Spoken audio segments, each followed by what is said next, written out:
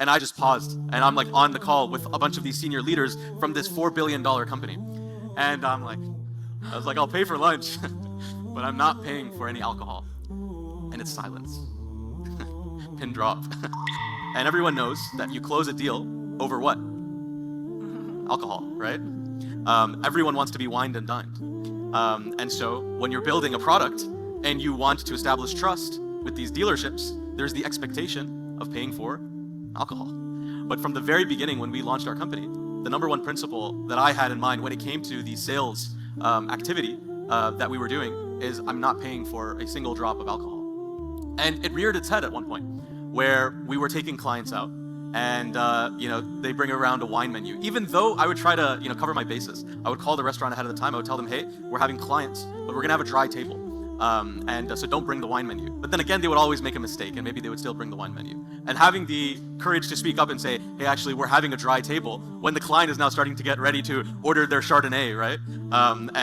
Or their white wine with their steak and whatever it is. And so you just have to be aware of these situations. At one point, very recently, we signed a partnership deal with a major tech company. It's worth $4 billion, and they're building a dealership management system in the US, Canada, overseas here in the UK as well. They have many customers. So we signed the strategic partnership agreement, and now they were putting together some luncheons.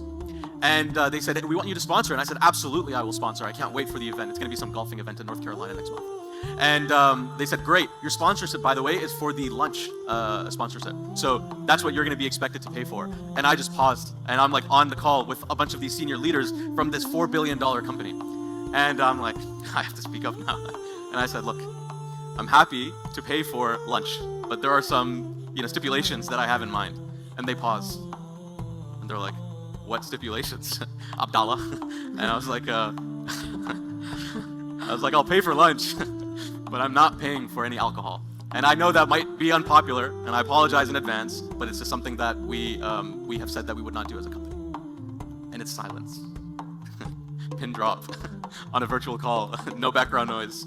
And then they say, no problem. We have the same policy as well. So, alhamdulillah, right? And so this is just one example of when you're building with a deen-centric mindset, an Islamic-centric mindset.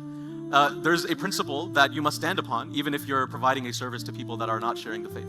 But I think there's one key point in mind, which is if you sacrifice on your principles, you will become nothing more than a commodity.